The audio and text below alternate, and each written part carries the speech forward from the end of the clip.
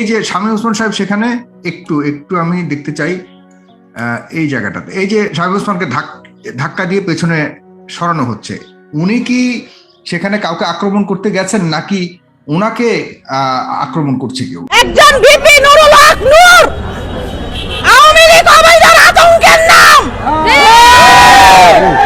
আসসালামু আলাইকুম, আপনারা সবাই কেমন আছেন? আশা করছি সবাই ভালো আছেন।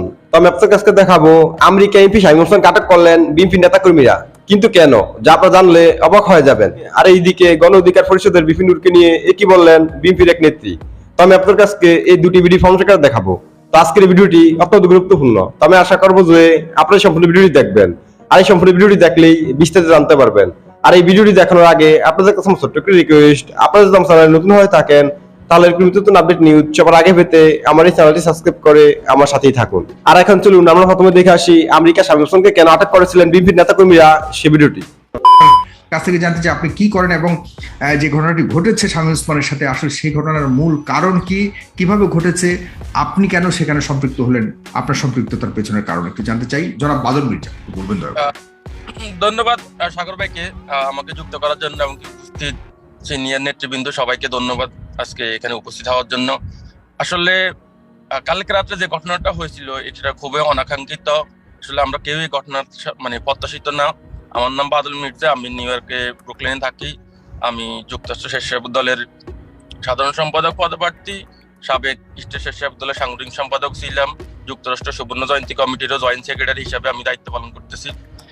কালকে আমাদের, আপনারা হয়তো অবগত আছেন, নিউ ইয়র্ক স্টেট বিএনপি সভাপতি সেক্রেটারি সহ একটা টিম যুক্তরাষ্ট্র থেকে যুক্তরাজ্যে আমাদের নেতা আগামী রাষ্ট্রনায়ক জনাব তারেক রহমানের সাথে দেখা করে গতকালকে সন্ধ্যা তারা এখানে ফিরছে। ফিরার পরে যে আমরা নবন্য রেস্টুরেন্টের সামনে কালকের ঘটনাটা হয়েছে, ওই রেস্টুরেন্টের পার্টি হলে আমাদের নিউ ইয়র্ক স্টেট বিএনপির আহ্বায়ক নিউ ইয়র্ক স্টেট বিএনপির সদস্য সচিবকে ফুল দিয়ে বরণ করে তাদের কাছ থেকে আমরা শুনেছিলাম যে তারেক রহমান ওনাদেরকে কি দিক নির্দেশনা দিয়েছে। ওই প্রোগ্রামটা শেষ করে সবাই যখন বাড়িতে চলে গেছে, আমি এবং আমার সহযোদ্ধা রাইম ইসলাম প্রিন্স সহ নিউ ইয়র্কের জ্যাকসন হাইটের যে নবন্য রেস্টুরেন্ট, ওইখানের সামনে দাঁড়িয়ে আমরা কথা বলতেছিলাম। রাত অনুমানিক 11:30 থেকে 12টার ভিতরে বা 11টা থেকে 12টার ভিতরে আমার অনুমানিক। ওই সময় আমাদের পাশেও 8-10 জন বাংলাদেশি ছিল। তা আমরা আমাদের মতো কথা বলতেছি। আমরা দেখিও নাই এখানে শামীম ওসমান, আমি জানি বাংলাদেশে উনি, আমরা জানি না উনি আমেরিকা আছেন। উনি এখানে আসছেন নবন্য যে রেস্টুরেন্ট, ওই রেস্টুরেন্টের অপর পাশে তিনি গাড়ি পার্কিং করতেছেন। ওনারা মেবি 4 জন ছিল। তো আমার পাশে যারা বাংলাদেশি প্রবাসী আছে তাদের থেকে কেউ না কেউ শামীম ওসমানের দিক থেকে বলুন। হ্যাঁ, শামীম ওসমানকে লক্ষ্য করে বৎসর শামীম ওসমান বৎসর বা শেখ হাসিনা বৎসর বা বুয়া প্রবাসী বাংলাদেশি ভাইদের মধ্যে কেউ না কেউ এই কথাগুলা আপনার উদ্দেশ্যে বলা। আমি আমার সহযোদ্ধাদের রাইম ইসলাম প্রিন্স আমরা দাঁড়িয়েছিলাম নবন্য রেস্টুরেন্টের সামনে। কেউ হয়তো, আমি ভিডিওতে পরে দেখেছি, ওই সময় তো আমার মনে নাই যে বোরকা শামীম বা এই মুহূর্তে খবর এলো শামীম ওসমান পালিয়ে গেল, এরকম কিছু একটা বলতেছিল। ওই সময় আমি আমার সহযোদ্ধা রাইম ইসলাম প্রিন্স আমরা এখানে দাঁড়িয়েছিলাম। এনি হাউ উনি কি মনে করছে এগুলা আমরা বলতেছি নাকি কি উনি, আমরা এই যে এখানে এই চিত্রটা দেখতে পাচ্ছি, এই যে এখানে যে একজনকে ধাক্কাচ্ছে, এই কাকে ধাক্কাচ্ছে, কারা ধাক্কাচ্ছে একটু জানতে চাই। পাশাপাশি এই যে শামীম ওসমান সাহেব সেখানে একটু একটু আমি দেখতে চাই এই জায়গাটাতে এই যে শামীম ওসমানকে ধাক্কা দিয়ে পেছনে সরানো হচ্ছে, উনি কি সেখানে কাউকে আক্রমণ করতে গেছেন নাকি ওনাকে আক্রমণ করছে কেউ, বিষয়টা কি?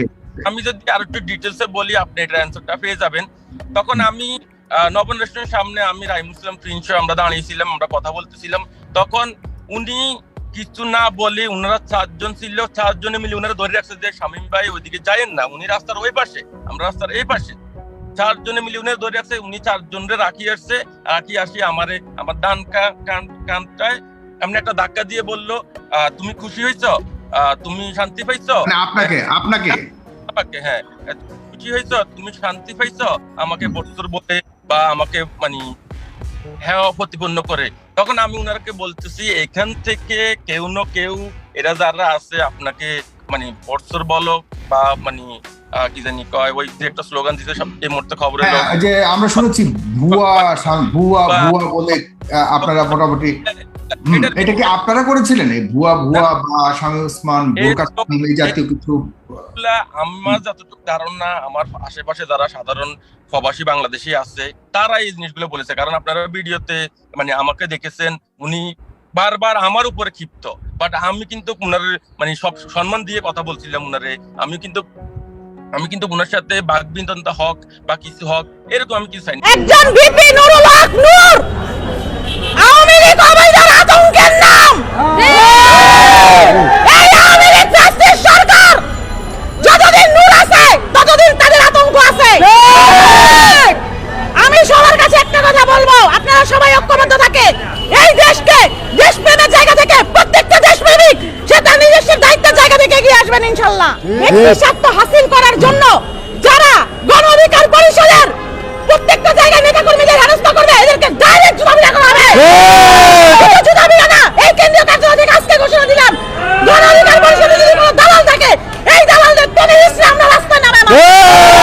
নূর ভাইকে দমনের জন্য দালাল চক্ররা, এই আওয়ামী লীগের এজেন্ডারা, ভারতের রয়েরা, ডিবিরা এগুলো করে করে নূর ভাইকে প্রশ্নবিদ্ধ করছে। আর আমরা অবশ্যই বিশ্বাসী আমার নেতা এই বাংলাদেশের একদিন প্রধানমন্ত্রী হবে ইনশাআল্লাহ। আমরা আমাদের দায়িত্বের জায়গা থেকে কখনো দেখিনি আমাদের লিডার এগুলো করছে। সো ওই মিথ্যা প্রপাগান্ডা, দুর্নীতি, দালাল এদের কোন ষড়যন্ত্র নূর ভাইয়ের পথকে অতিক্রম করতে পারবেন না।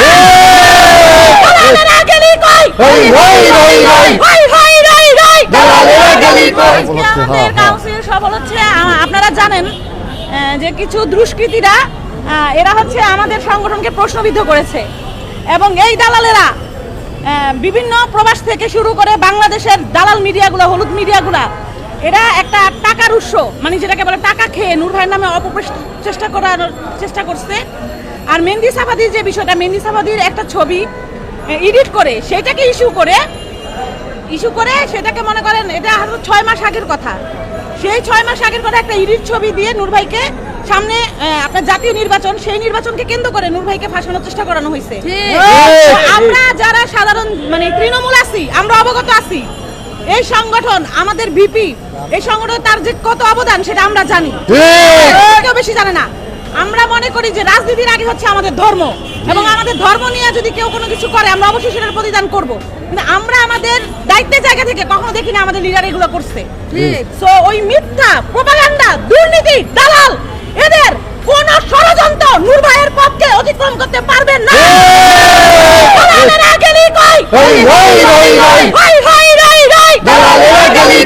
আমি আশা করছি যে আপনারা সকলে ভিডিও দেখেছেন আর বিপি নূরকে নিয়ে বিএনপির এক নেত্রী কি বলেছেন সেটি বুঝতে পেরেছেন। আর আপনাদের যদি বেশি কোনো মতামত থাকে আমাকে অবশ্যই কমেন্টে জানাবেন। আর আপনারা যদি আমার চ্যানেলে নতুন হয়ে থাকেন তাহলে আপনারা এই চ্যানেলটি সাবস্ক্রাইব করে আমার সাথেই থাকুন।